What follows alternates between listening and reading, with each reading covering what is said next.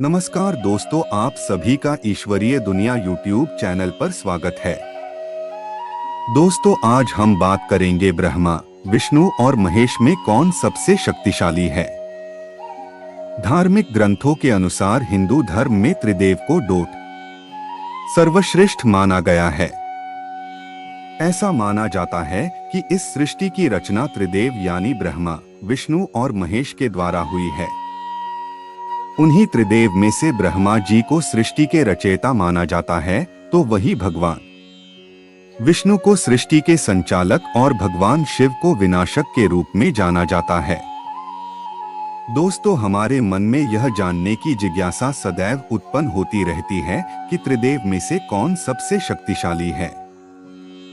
हमारे पुराणों में कुछ कथाएं मिलती है जिनके अनुसार हम जान सकते हैं कि ब्रह्मा, विष्णु और महेश में से कौन सबसे बड़ा है। शिव पुराण के अनुसार एक बार ब्रह्मा जी के मन में स्वयं की उत्पत्ति को लेकर प्रश्न आया।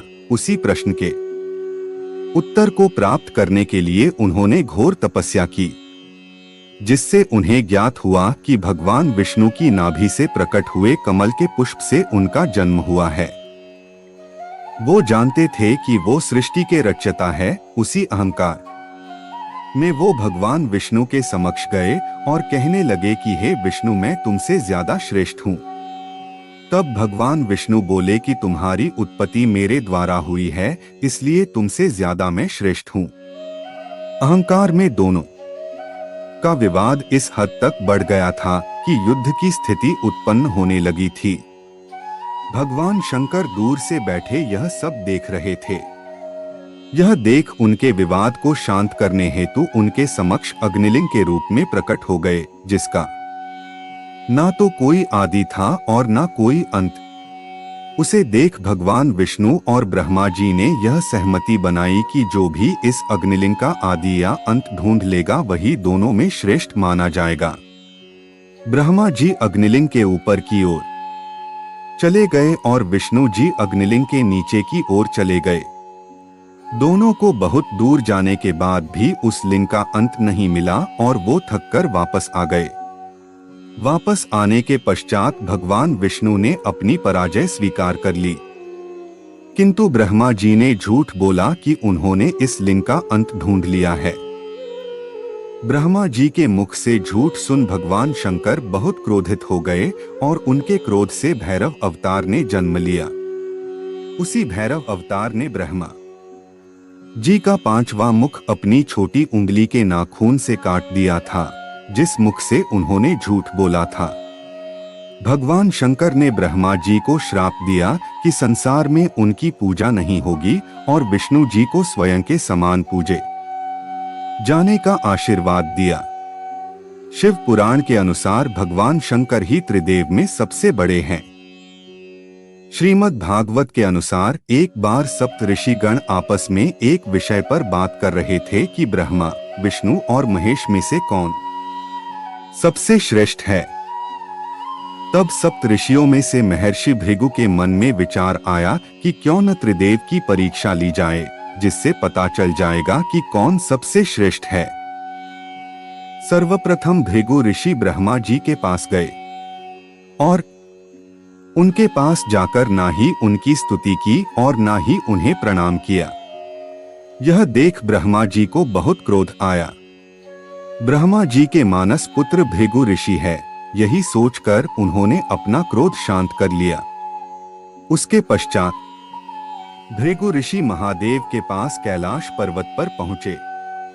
भृगु ऋषि को आया देख भगवान शंकर मुस्कुराते हुए अपने आसन से उठे और भृगु ऋषि को गले लगाने के लिए आगे बढ़े, किंतु भृगु ऋषि की मंशा तो भगवान की परीक्षा लेने की थी, इसलिए उन्होंने भगवान से गले मिलने से मना कर दिया और कहने लगे कि आपके द्वारा बिना सोचे समझे पापियों और अधर्मियों को दिए गए वरदान की वजह से सृष्टि पर बार बार संकट आता है।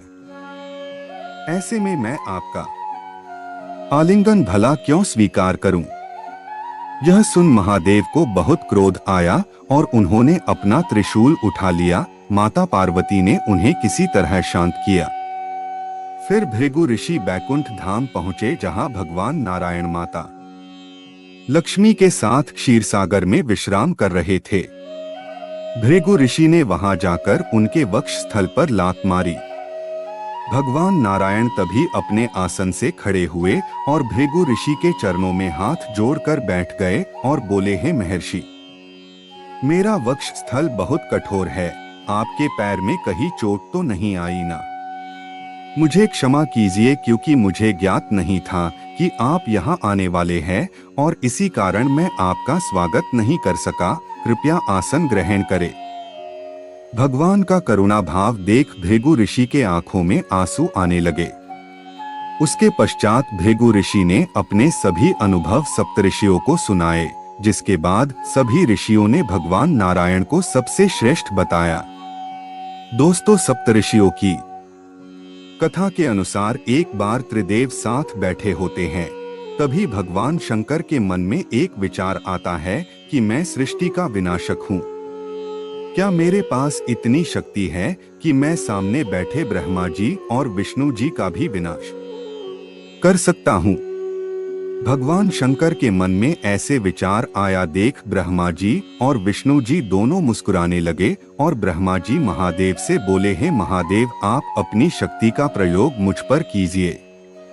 यह सुन भगवान शंकर ने जैसे ही अपनी शक्ति का प्रयोग ब्रह्मा जी पर किया, ब्रह्मा जी जलने लगे और राख का ढेर बन गए। यह देख भोलेनाथ चिंता करने लगे कि अब इस सृष्टि का निर्माण कौन करेगा। तभी उस राख के ढेर से आवाज आई, हे महादेव, मुझे कुछ नहीं हुआ, मेरे जलने से इस राख का निर्माण हुआ है और जहां निर्माण है वहां मैं हूं। और ब्रह्मा जी प्रकट हो गए। फिर भगवान नारायण बोले, हे महादेव, अब आप अपनी शक्तियों का प्रयोग मुझ पर कीजिए।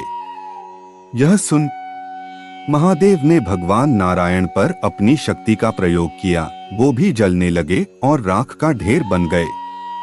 राख के ढेर में से फिर आवाज आई, है महादेव, मुझ पर अपनी और शक्तियों का प्रयोग करते रहे। बार बार सभी शक्तियों का प्रयोग करने के बाद राख गायब हो गई, किंतु राख का एक कण अभी भी बचा रह गया। उसी कण में से विष्णु जी फिर से प्रकट हो गए।